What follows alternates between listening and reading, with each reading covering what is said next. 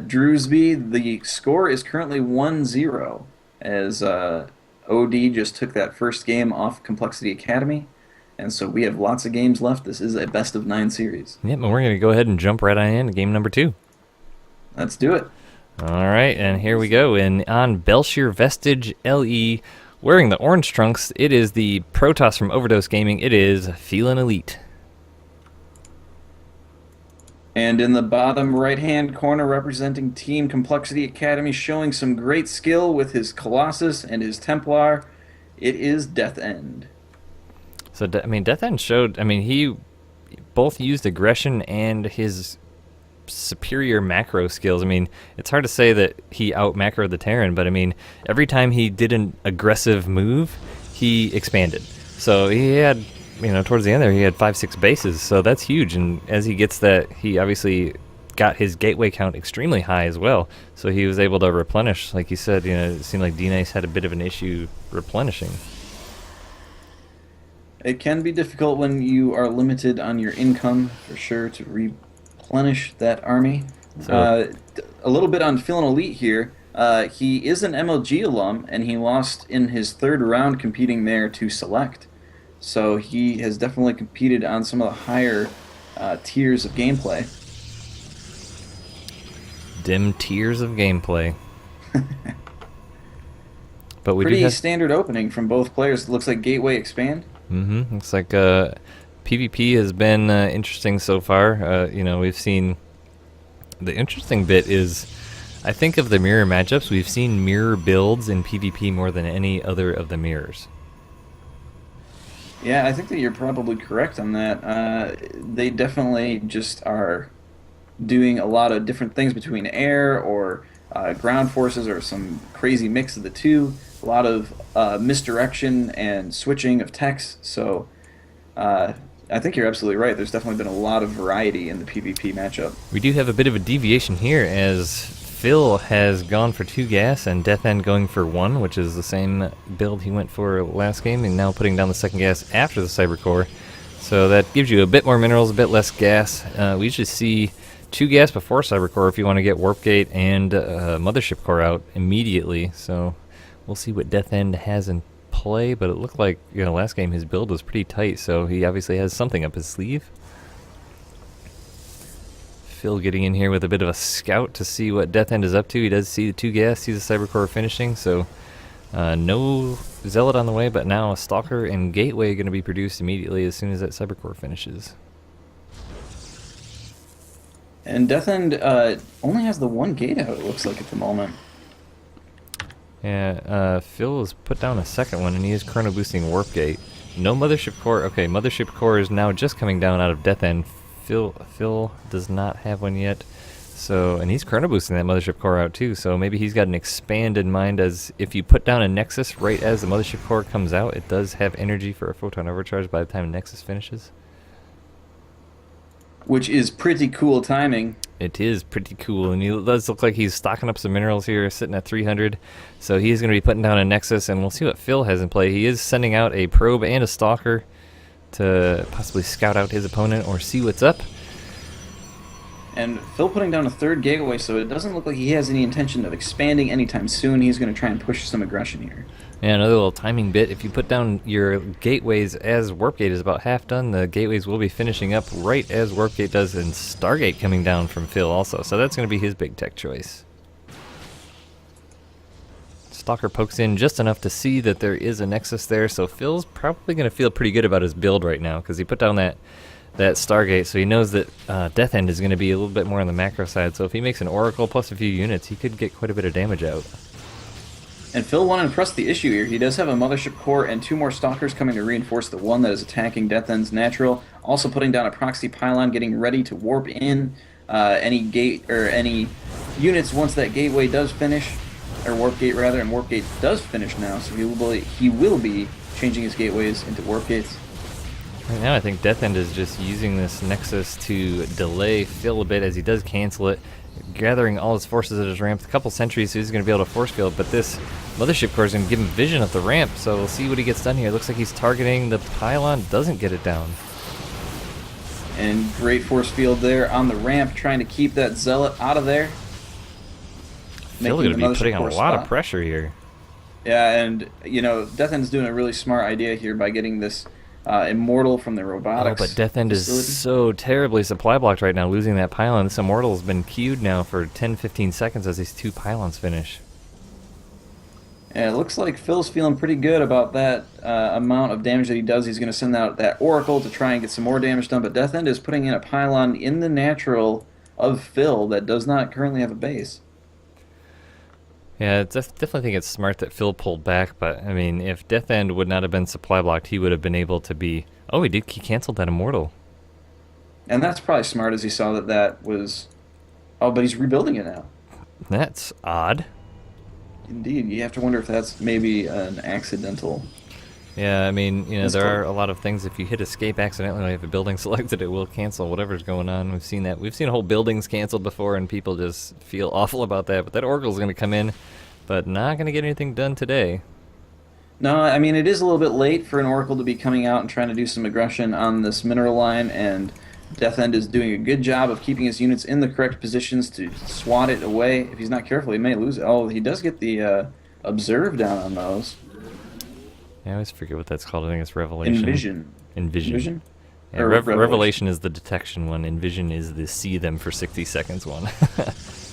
So he's Death End going to decide to put his Nexus down, but he does have the pylon, like you mentioned, at the back of Phil's base, so he knows the timing of Phil's expansion also, so he doesn't feel so bad, I don't think, about being late on getting that down, because he didn't actually lose anything when he lost it. Well, he lost 100 minerals, but that's not And a going to pylon. make you or break you. No, definitely not. And really, actually, the units lost is very, very tiny for both of these players. Phil's only lost 100 resources, and Death End only 200, so... Yeah, Death End did Not get in there with his hallucinated Phoenix, though. He did see the Stargate and the Void Rays, so he's going to know what's up. Double Stargate coming down from Phil now, so Phil's going to be transitioning more towards air, I think, just going for that gateway army to get the initial damage done. But he does spot that pylon, so he's going to lose that. That is going to supply block Death End once again. And that's always annoying when your scouts, your scouting supply unit gets taken out. As a Zerg player, I know how that goes with your overlords. If you're not prepared, then you're supply blocked, and that's no fun. Stalker from Phil going to be scouting around behind the third base there as he found that pylon, so he says, okay, I bet you he has another one around here, but he doesn't actually. The Oracle going to be coming in, meets two Stalkers, and is going to... Oh, great blink. Nice blink indeed. Looks like he's going to get another Envision down. Oh, nice blink into the natural from Death End to be able to get that Oracle down. So that will be the end of that little shenaniganry. Death End has been doing a nice job of keeping up on Phil to see exactly what's going on, as these Phoenix have been doing a lot of scouting, but there is a fleet beacon going down, which that Phoenix did not see. So it looks like Phil going to be going towards some heavy-duty airplay with Carriers or Tempest.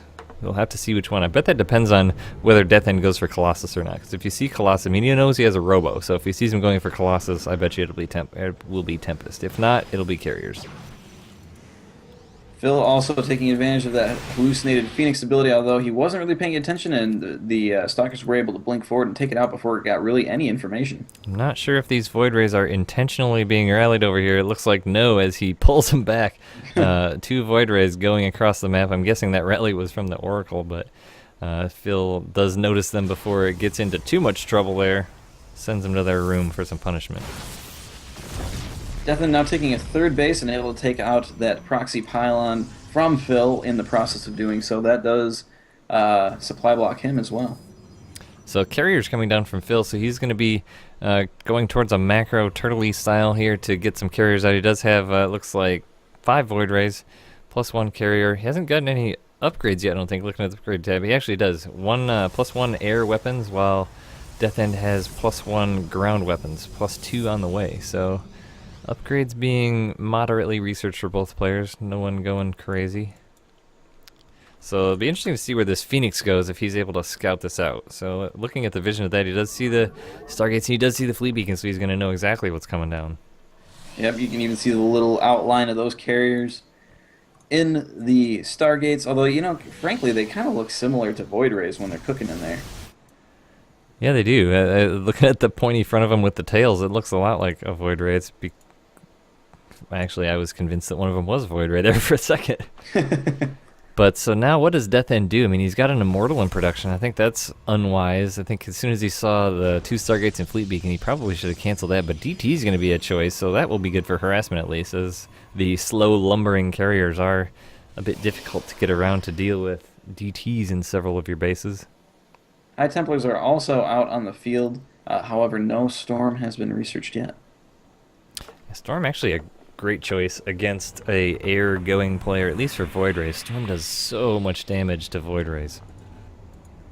It definitely can, because they clump up like crazy. So and it's fun to watch them drop. Yeah, well, it depends on who you are. That's fair. If you're not if you're on the so receiving end, not so fun. But it looks like Phil is just going to be stacking up these carriers, producing them 2 at a time out of his Stargates. A Forge is going to be finishing up probably for the shield upgrade eventually. +2 air weapons, +3 ground weapons coming in for Death End. One thing I've always been curious about, in all the years I've played StarCraft, I've never actually gone to research this, is do upgrades affect the damage that Storm does? Anyone in chat want to poll the audience here? Do upgrades affect Storm? Couldn't tell you, and I've thought of it so many times but never gone and looked it up. Wingnut would like to phone a friend. Phone a friend, but look at let's look at the vision of Death End here. He's got 2 pylons here, plus, so he's got a good deal of vision across the middle of the map, so if anything's coming across, he's likely going to see it. And that's really wise. You know, he knows what's going on. He knows that it's air and it's a slow and lumbering army, so he's going to put those pylons there to be sure of when it's moving out, and it likely is going to be going across one of those vision paths that he has. Also smart to be getting the warp prisms. Yeah. Oh, looks like DT coming in, but there are some cannons here. Oh, he is able to survive those. So if he stays out of range of those cannons, which he does not, he gets 1 probe kill. But the whole army is going to be coming in here. Stalkers and Archons is going to be the choice for Death End, but decides to pull back as that whole army of Phil is right there. Well, here's an interesting thing. Phil actually doesn't have any workers on his mineral patch at his natural. Well, he's now just rallying some. I don't know if that was a mistake or what. He definitely was oversaturated on his main for a minute there. It's definitely not a workers killed issue. I mean, Death End has killed 9 workers, but that's not enough to kill out an entire base. But you know, I think I'm feeling a little scared for Death End right now, because looking at the number of stalkers he has, that's going to be brutal coming up against all these carriers. I mean, he does have Blink, he does have +3 weapons. So, I mean, if he gets in there when there's still a decently low amount of carriers, yeah, maybe. But, I mean, he's producing 4 carriers at a time. Yeah, and that window is closing as there are already 5 carriers on the field. There comes a point where you have so many carriers, when you blink under them, you're just accelerating your own death. Yeah. Interceptors swarming like bees. They do that, but Death End not going to be deterred, as he is getting his 4th base. And, you know, honestly, I think we've seen this against King of Overdose Gaming's team. You know, when he does a carrier style, I do want to interrupt you real quick, because Death End did put a warp prism down and was able to snipe the cybernetics core and able to get everything out too. A carrier does come forward to try and snipe all that off, but Death End able to pick all that up and get out of there before the carrier gets there. No more air upgrades for Phil, that's for sure. It looks like a Tempest is in production too. That's right. So I apologize for cutting you off. If you wanted to finish your thought there. No problem. You know, when we've seen this carrier style build before, being the player playing against it, I mean, you're basically free to expand wherever you want, because he's not going to be moving out. And when he does, it's going to be the push. Mm-hmm. So Death End wise to expand here, and we'll probably be wanting to expand more and more. You gotta be questioning the positioning of his pylon on that left base, as it is kind of right in the center of where he would want to put a Nexus if he wanted to expand there. Expanding there. But now, you know, Death End is at 200 now, and Phil is approaching it, so if he wanted to make a move, he might think about doing it rather soon. Yeah, it looks like both, you know, Death End is going to be positioning around here a bit. Death End is only just now getting his ground armor level 1, and that is going to be a huge detriment. Yeah, I mean, I think his air weapon level 3 is going down. Yeah, he went crazy for ground attack, I think, to utilize Blink and get in and snipe stuff, but he never actually made that push to do it. And Death End again using that warp prism to get some units in the main base, going to try and do some more damage to the economy, to the structures. He is able to downpower some warp gates, though those aren't really the structure of choice here. But they do take out those cannons, so now those DTs are kind of free to do whatever they want, and they're choosing to take out the probes instead of the tech structures. And the interesting bit, though, is Phil did have all of these Voiders that are now showing back up. They were in the base when he was attacking that cannon, and they were revealed, and he ended up sending them towards his third base when Death End was moving in. So he's going to be in some trouble here, as the Cybernetics core is going to fall before the air armor goes down. Some Zealots from Phil moving out to do a little counterattack on this pylon here.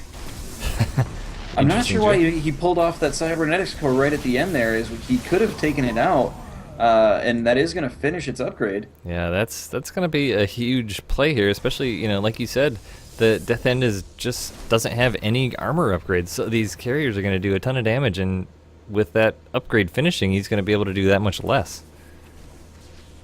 Wow, Tempest and carriers are all at the third base, and now the armies are engaging. Death End smells some blood as he sees a small force of Carrier and Void Ray. Does try and snipe a few of those off, but the Tempest are moving forward to try and engage. Carrier's coming from the right-hand side, blink forward, and so many interceptors are doing so much damage here. The Archons are shooting their lasers as fast as they can here, trying to do any damage, but again, the interceptors are just too much, swarming like bees, and Death End is taking a huge amount of damage here. Yeah, he had the right idea there with that blink, but I think he needed to just get out. Before he warped in more Stalkers. I don't think Stalkers are the right choice here. What are they going to do against Carriers and Tempest in these frankly, numbers? The food has normalized, though. I mean, and they're both right around 150. Granted, the army supply, yeah, that's about even too. Yeah, but when you're comparing the army supply of Stalkers versus the army supply of Carriers and Tempest, it's a bit laughable. But, well, I mean, he must have something in mind. Maybe he's hoping that he can, you know, blink in and snipe small numbers as time goes along. But, you know, I think he should be using these Stalkers to go in and do some blink damage up in the main base, in the natural, where the army isn't, exploit that immobility, and then as they die, replace them with something more powerful like Storm or like Archons like he's doing. And it looks like Heavy Archon is the choice that he's going for, supported by these Stalkers. It's possible that he's just using these Stalkers to try and soak up some damage and then let the Archons do the majority of the work here. But he still is only on the one ground armor upgrade. He hasn't even begun research on his second tier of that. And even though Death End is now at 200 food, I still think he's so far behind in confronting this army. And Phil is going to be able to take out this expansion. There is no mothership core here, though, so Phil feeling somewhat confident in his abilities. One carrier does fall there. The Tempests are out of position there. Yeah, they really are, and they're going to take the brunt of this force. And suddenly a lot of these area units are falling to this army of Archons, although the Archons are kind of just moving through. Yeah, but look at the food counts now. They're staying very even. Yeah, so suddenly this isn't looking so bad for Death End. And sure enough, you know, the Stalkers are there. They're taking out the Tempest. There's a Warp Prism there, warping in. Death End has no production, though. He hasn't produced a single thing. Now just warping in 3 Stalkers. I mean, he doesn't have that much money, I guess, but Phil has a lot of money in the bank. And he's still producing 4 carriers at a time. Wow. I wonder if these Immortals shouldn't just be sacked at this point. They're not really helping him out against this army, and they are eating up a decent amount of food. Yeah, he does have that Warp Prism there, and you know it might not be a terrible idea to just stick those 2 Immortals in that Warp Prism and just go snipe things. I mean, like before, if you can, you know where both of those Cybercores are, you know where Phil's army is, you could easily get in and maybe snipe both of those, but you know, now that his upgrades are done, it may not be as big of a deal, but you know, anything you can do with them, they're not being very useful in this army, that's for sure. So Death End continuing to resupply with some Stalkers, is now getting an Observer, a second Observer. He's got, yeah, just the one on the field at the moment. So looks like he's going to go and see if there is a 4th base on the left side for Phil, which he's not going to see anything. He did put it up on the right side, and you know, with this number of carriers here, there's only 4. I mean, there's a lot of cannons, but with some This is where Blink and the Stalkers could come in quite useful, especially with that attack upgrade.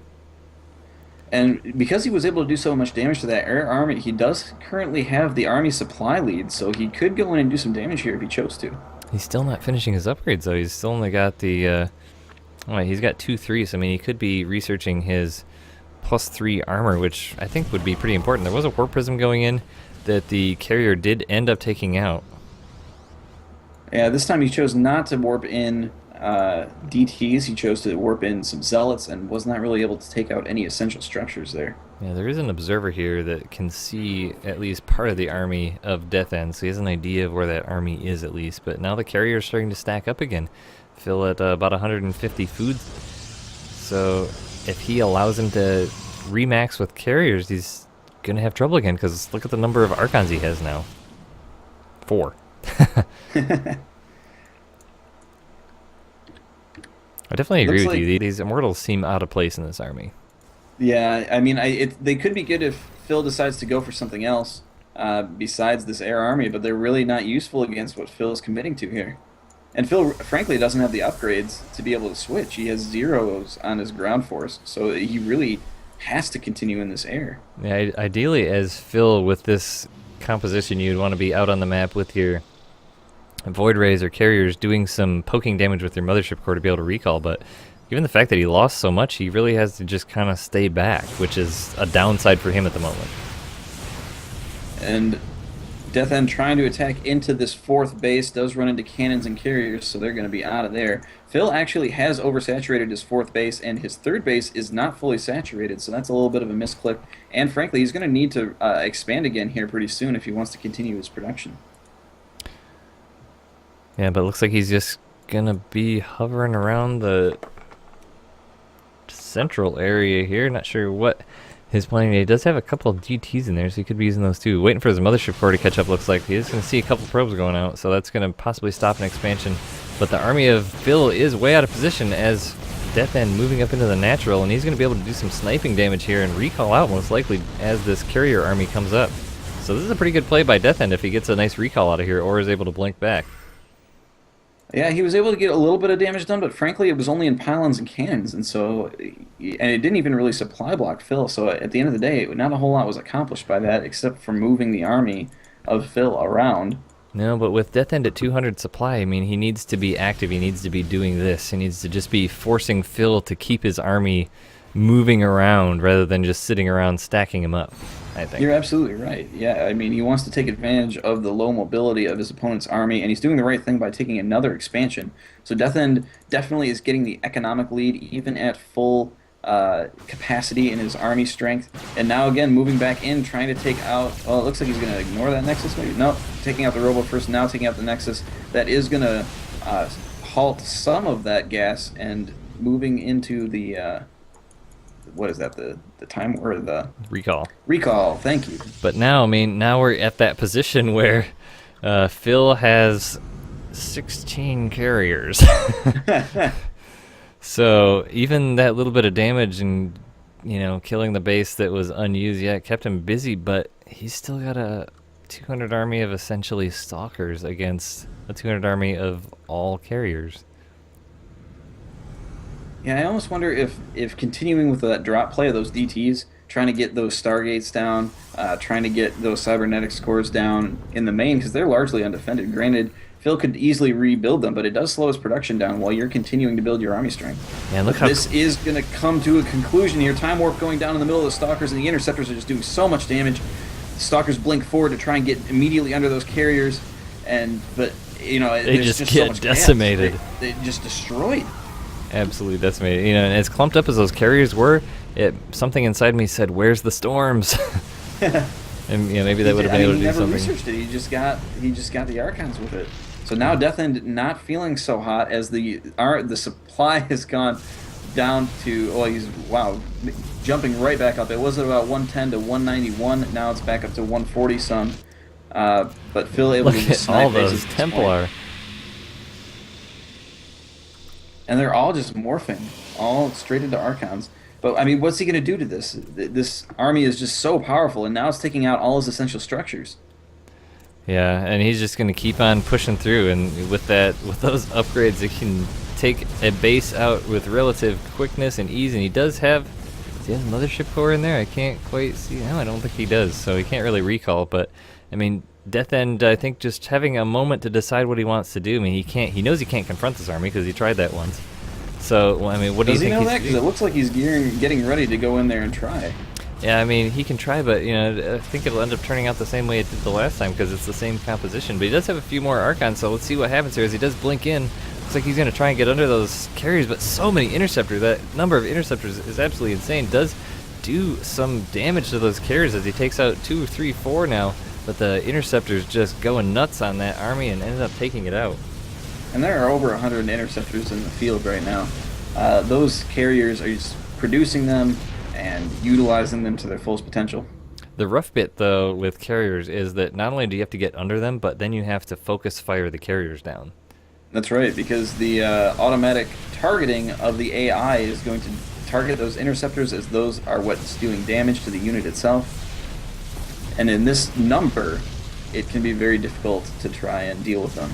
I've seen some people try and, you know, when, for example, the interceptors are targeting a building like that, they do clump up. I have seen people try to use chain storms to just mass kill interceptors, and that is a bit useful if you have a unit like Archons as well that does the AoE damage. But man, this number is just insane. And there's the GG. There's the GG.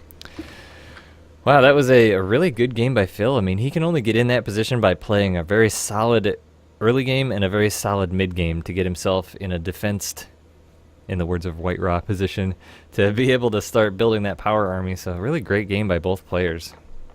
Yeah, you know, I think that there was some hesitation there by Death End. He wasn't really sure what angle to attack from or what the most aggressive or effective aggression was going to be in that situation, and so that ended up allowing Phil to get to a later game scenario, which is exactly where he wanted to be. He wanted to be where he had a mass unit number of carriers, he had his upgrades, and was able to just move out at will. You know, he didn't have a mothership core. He didn't care about recalling. He didn't need to recall. He just needed to move across the map. Yeah, and you know, I think, you know, we've seen this carrier style so many times, and just the worst thing you can do, from what I've seen and what I've gathered in just the SC2CTL League games we've done, is be passive.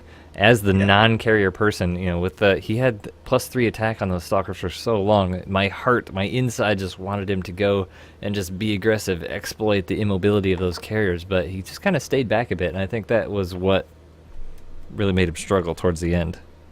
Yeah, it is difficult to deal with that size of an army, though. You know, and carriers. One of the things that I find most funny about carriers is that people really had to fight to keep them in Heart of the Swarm. You know, they had to fight because they were going to get removed. They were going to get taken out. People were like, no, we love our carriers. And now they're kind of becoming standard at this level of play. Yeah, which is really cool because if you think in Wings of Liberty, carriers, you just never saw them ever. Yeah. So the fact that they have become a bit more standard, but I feel like if they become too standard, then we'll start looking at nerfs. Yeah, I think you're correct in that. But we'll see what only